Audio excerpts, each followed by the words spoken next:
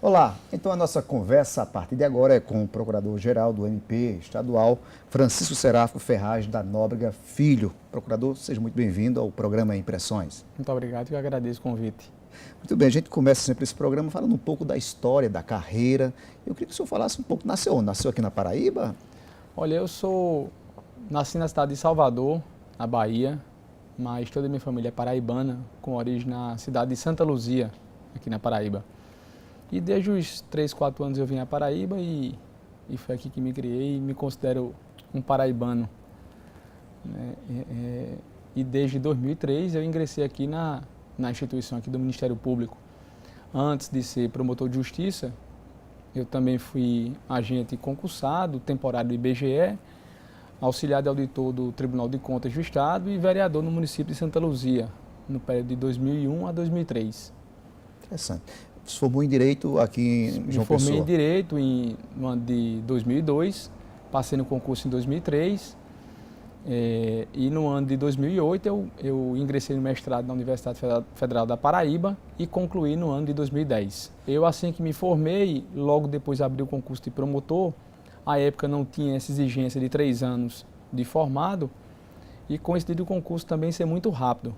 E desde junho de 2003 eu assumi o honroso cargo de promotor de justiça no estado da Paraíba. Era sonho entrar nessa carreira? Com certeza. Minha família tem origem, vamos dizer assim, tem diversos membros de minha família que são da área jurídica. Eu estagiei aqui também no Ministério Público, junto com o primeiro que hoje é desembargador, o então promotor Fred Coutinho, hoje desembargador do Tribunal de Justiça. E sempre foi um sonho ingressar no Ministério Público. Claro que concurso público, pela dificuldade, você não escolhe, você vai fazendo.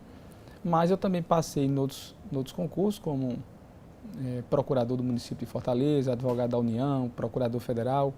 Mas optei por ficar dentro do Ministério Público, por opção e por entender que mais me identificava com essa carreira. O senhor passou por diversas comarcas como promotor? Como promotor de justiça, eu fui promotor de Mari, logo em seguida fui para Patos, onde fiquei por 4 anos, exercendo minhas funções junto ao Tribunal do Júri da comarca de Patos. Depois de Patos eu fui para Campina Grande e posteriormente para Santa Rita, de onde sou promotor titular da Promotoria da Infância e Juventude de Santa Rita. Claro que nesse período a gente também exerceu diversas substituições nos locais. E no Ministério Público especificamente, eu tive a oportunidade de ocupar diversos cargos. Um deles foi a Comissão de Combate aos Crimes de Responsabilidade e à Improbidade Administrativa, que é justamente a comissão responsável por fiscalizar e investigar as pessoas com prerrogativa de foro. Tive a oportunidade de ficar à frente do Núcleo de Controle Externo da Atividade Policial. Fui secretário-geral por um período curto, fui também secretário de Planejamento da instituição, assessor técnico e durante um biênio eu fui presidente da Associação Paraibana do Ministério Público, que é uma entidade que congrega todos os promotores e procuradores ativos e aposentados do Ministério Público da Paraíba. O senhor tem um papel fundamental na questão do combate contra a PEC 37, que traz esse poder de investigação do MP. Exatamente. No ano de 2013 houve uma luta contra essa PEC, essa proposta de emenda constitucional, que justamente buscava tirar o poder de investigação do Ministério Público. E desde a época a gente defendia que as investigações elas tinham que ser oportunizadas a diversas instituições. Elas deveriam ser feitas e são prioritariamente feitas pela Polícia Civil e pela Polícia Federal, mas também tinham que ser feitas por outras instituições. O Ministério Público é uma delas. E eu penso que esse trabalho de parceria, essa integração entre os órgãos, ela muito mais que fortalece esse combate à corrupção. Ela integra todos esses órgãos e evita trabalhos desnecessários e um trabalho em duplicidade, porque as instituições elas passam a se integrar num combate efetivo à corrupção, tornando e trazendo um resultado mais efetivo para a sociedade. Muita gente nos assiste, pessoas comuns. O que seria para essas pessoas, que o senhor falasse um pouco do que é o Ministério Público Estadual? Olha, o Ministério Público ele é uma entidade, um órgão, que ele tem duas linhas efetivas de atuação. Eu falo bem, uma é na questão do combate à criminalidade, né, no oferecimento de denúncias contra aquelas pessoas que praticam crimes, e também uma no aspecto social, na luta e na proteção de interesses individuais indisponíveis, coletivos e difusos. Ou seja, naquela população, no cidadão que procura o Ministério Público em busca de um medicamento que foi negado pelo poder público, em busca de uma solução para o seu problema na área do consumidor, na área da infância e juventude, na área da saúde. Então, assim, o Ministério Público ele tem essa gama de atribuições. Desde a Constituição de 88, o Ministério Público, sobretudo no Brasil, ele adquiriu uma dimensão e um papel muito grande, muito elevado. E a gente precisa muito desse trabalho efetivo dos promotores e dos servidores da instituição para que a gente possa atender e atender com celeridade. Não adianta também a gente dar uma resposta atrasada para a sociedade. A sociedade ela procura o Ministério Público já como a última porta, já porque não encontrou guarida de sua pretensão nos poderes públicos. E eu sempre falo aos colegas que a gente tem que atender e atender bem a população. Esse binômio Ministério Público e sociedade, ele é indispensável. É nosso dever do membro e do servidor atender muito bem a população e dar uma resposta célere. A resposta que se entende correta, muitas vezes não é a que a pessoa procura, mas a gente tem que lutar para atender a população toda vez que ela se sentir ameaçada em seu direito. E esse é o nosso papel. Faço sempre questão de frisar em todas as entrevistas esse papel do Ministério Público, que está de portas abertas para a população, para sempre que necessário receber e dar o andamento nas demandas sempre que solicitado. Que mecanismo a sociedade pode usar para ter esse acesso fácil ao MP? Olha, primeiro através, procurando a promotoria de justiça, né, em sua cidade, em sua comarca mais próxima, sempre vai ter um promotor, um servidor à disposição para atender a população, e também através da própria internet.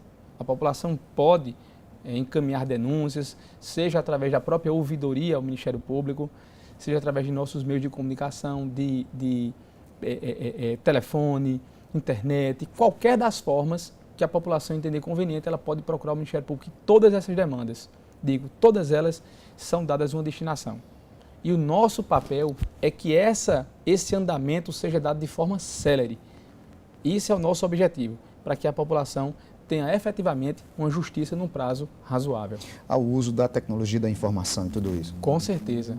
A gente está trabalhando, é um dos objetivos, para que a nossa instituição ela seja 100% virtualizada. Com a virtualização integral, a gente traz como consequência natural a celeridade na tramitação dos procedimentos. Porque assim que a gente assumiu, nós tínhamos 30% da instituição virtualizada. Hoje nós estamos com quase 80% em 7 meses. Então houve um crescimento dessa virtualização. E isso faz com que os processos tenham uma tramitação célere.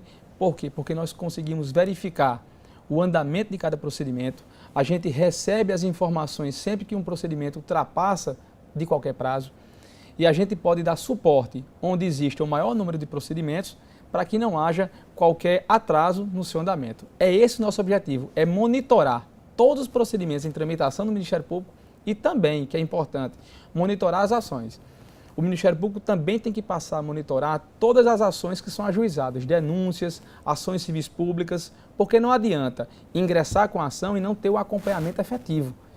Porque a gente tem que ter esse acompanhamento efetivo até o final, né, até o trânsito em julgado da ação. Esse é o nosso objetivo, sempre para dar aquela resposta que a sociedade espera e que nos é imposta pela Constituição Federal.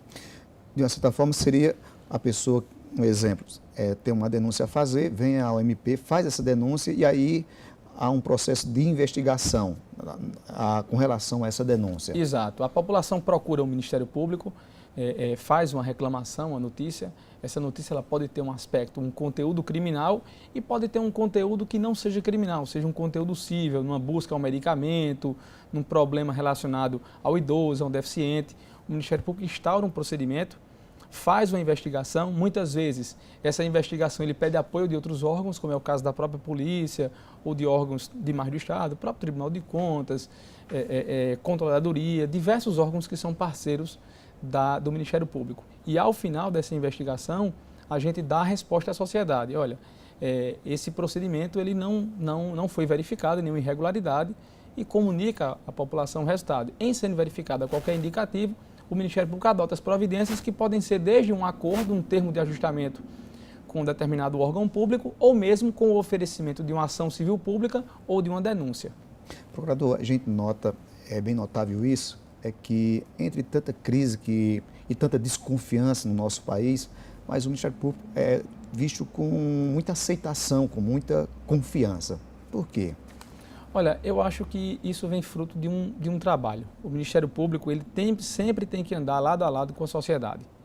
Ele é o órgão que ele veio, né, e adquiriu essa roupagem com a Constituição de 88 para ele dar essa resposta à sociedade, defendendo-a naquelas situações de violação de interesses individuais, indisponíveis, sociais e coletivos, ou na ocorrência de crimes. Essa resposta à sociedade e essa aproximação com a sociedade, ela é indispensável. Durante os movimentos sociais de 2013, que justamente quando a gente lutava contra a PEC 37, a sociedade ela foi efetivamente parceira do Ministério Público. Ela foi às ruas e pediu aos poderes que mantivessem o poder de investigação do Ministério Público. A gente assistiu, eu presenciei como presidente da associação, os diversos cartazes. Então a gente caminha passo a passo com a sociedade. Nós participamos das audiências públicas, nós vamos até as escolas, nós nos reunimos com a população. Esse papel é indispensável para que a gente possa efetivamente sentir quais são as demandas, saber quais são as demandas e muitas vezes agir de ofício, sem ser provocado. Essa relação, esse binômio, como eu te falei, Ministério Público e sociedade, ele sempre tem que existir. Muito bem, nós vamos a um intervalo e voltamos daqui a pouco e você não sai daí.